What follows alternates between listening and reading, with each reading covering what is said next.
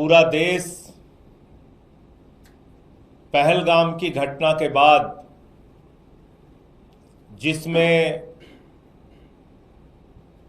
भारत के 25 और नेपाल के एक निर्दोष निहत्थे लोगों की आतंकवादियों ने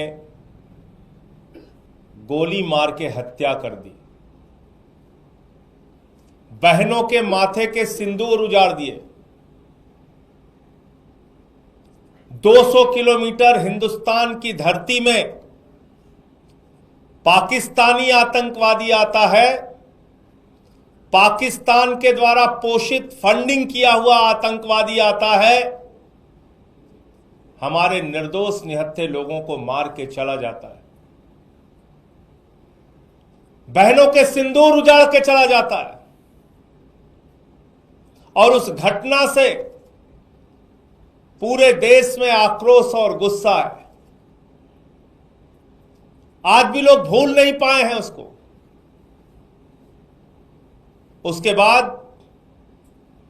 भारत की सरकार सर्वदलीय बैठक बुलाती है, पूरी घटना की जानकारी देती है और फिर ऑपरेशन सिंदूर की शुरुआत भारतीय सेना के द्वारा किया जाता है। भारत की सेना ने अपना गौरव, अपना पराक्रम, अपना शौर्य, अपनी बहादुरी का परिचय दिया। पाकिस्तान में घुस के 9 आतंकी ठिकानों को ध्वस्त कर दिया, बर्बाद कर दिया। हम सेना के शौर्य को नमन करते हैं, उनकी बहादुरी को नमन करते हैं। भारत की सेना ने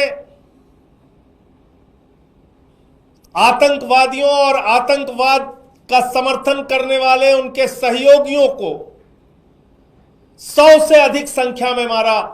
यह जानकारी सर्वदलीय बैठक में सरकार के द्वारा दी गई।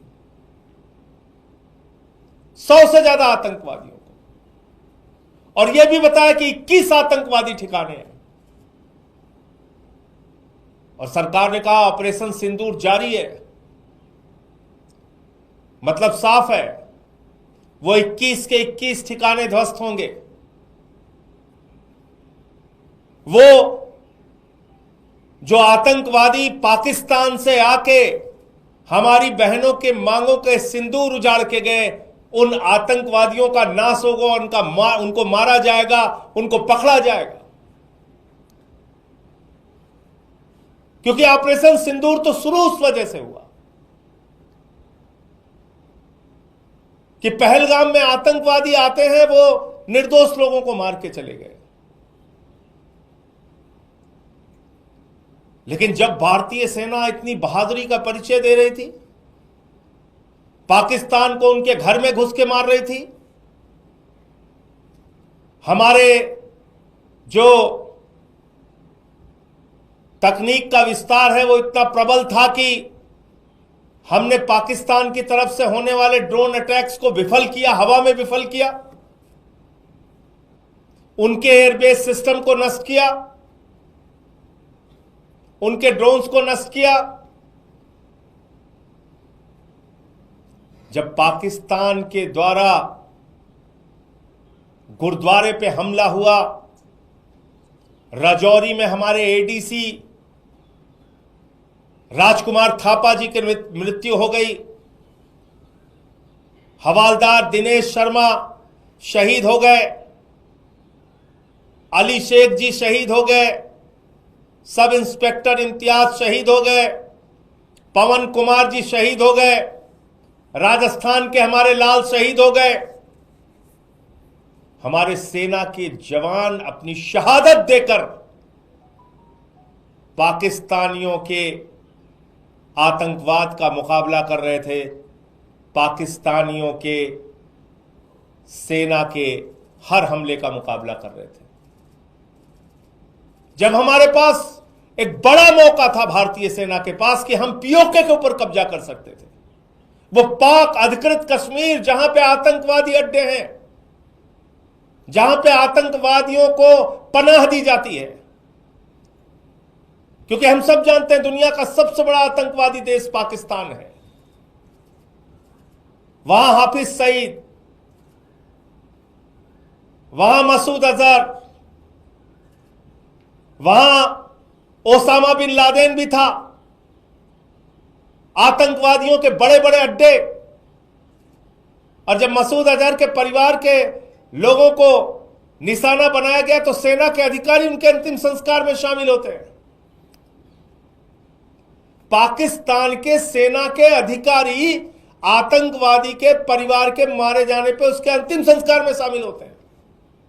और अमेरिका के द्वारा प्रतिबंधित आतंकवादी वहां पे दिखता है।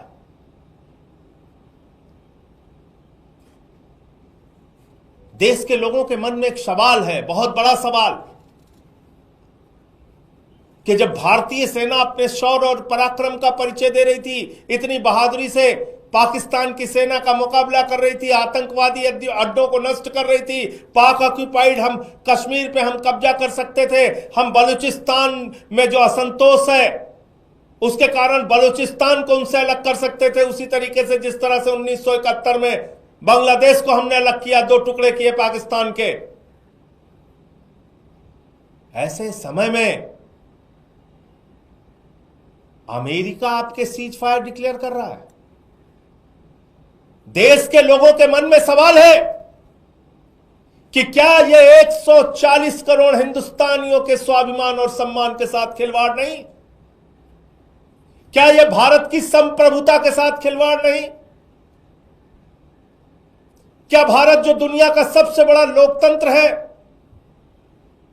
उसके ऊपर अमेरिका की दादागिरी चलेगी? अमेरिका का दबाव चलेगा? भारत और पाकिस्तान के बीच में जब भारतीय सेना अपने लक्ष्य को पाने की दिशा में अग्रसर थी, उस समय अमेरिका की धरती से सीज फायर डिक्लेयर हो रहा है। अमेरिका का राष्ट्रपति ट्रंप सीज फायर डिक्लेयर कर रहा है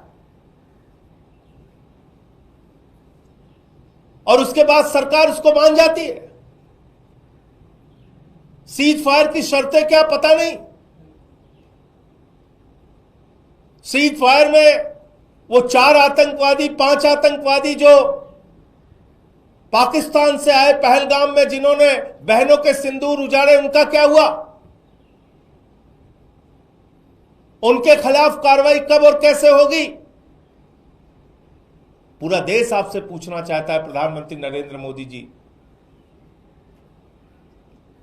भारत की संप्रभुता, भारत के स्वाभिमान और सम्मान के साथ खिलवाड़ करने की इजाजत किसी को नहीं है। भारत अपने फैसले लेने में सक्षम है और देश के प्रधानमंत्री से लेके कोई भी मंत्री हो या बड़े बड़े पद पर बैठने वाले लोग संप्रभुता की रक्षा का शपथ लेते हैं। इसलिए मैं कहना चाहता हूं, यह भारत की संप्रभुता पर एक प्रहार है। जब 78 वर्षों में हमारा एक ही स्टैंड रहा कि दोनों देश आपस में तीसरे देश की मध्यस्थता के बगैर बातचीत और फैसला लेंगे, तो अमेरिका की मध्यस्थता कहां से आ गई?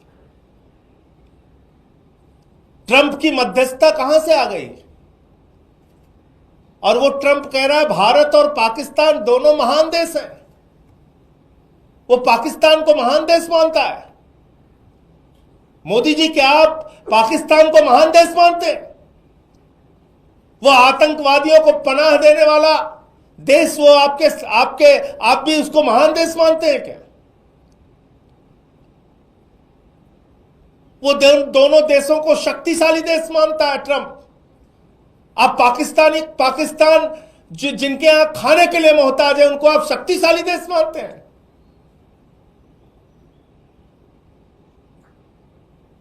वो कह रहा है न्यूट्रल वेन्यू पे बातचीत होगी। किसने तय किया? कब तय हुआ?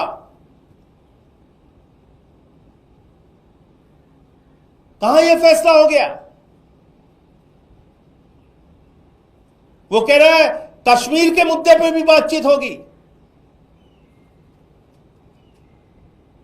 इसलिए ये पूरे देश के मन में गुस्सा है, नाराजगी है और लोगों के मन का सवाल है जिसको प्रधानमंत्री को सामने आके जवाब देना चाहिए। प्रधानमंत्री जी को इन विषयों पे, इन सवालों पर जवाब देना चाहिए। अमेरिका कौन होता है हमारे फैसले? वो कह रहा है दोनों देशों के बीच में व्यापारिक संबंध स्थापित करेंगे। जो गद्दार देश 3 घंटे तक सीज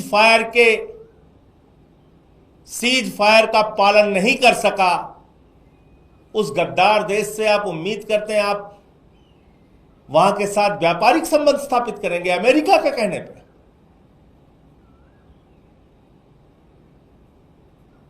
भारतीय सेना के गौरव को, भारतीय सेना की बहादुरी को, भारतीय सेना के पराक्रम को, भारतीय सेना के शौर्य को पूरा देश 140 करोड़ लोग सर झुका के नमन करते हैं। और जब हमारी सेना अपने लक्ष्य को प्राप्त करने के लिए पीओके हासिल करने की दिशा में, बलूचिस्तान को अलग थलग करने की दिशा में आगे बढ़ रही थी, उस समय अमेरिका के कहने पे, ट्रंप के कहने पे ये सीज फायर किन परिस्थितियों में और किस दबाव में हुआ, पूरे देश को इस बात की जानकारी प्रधानमंत्री नरेंद्र मोदी जी को देनी चाहिए।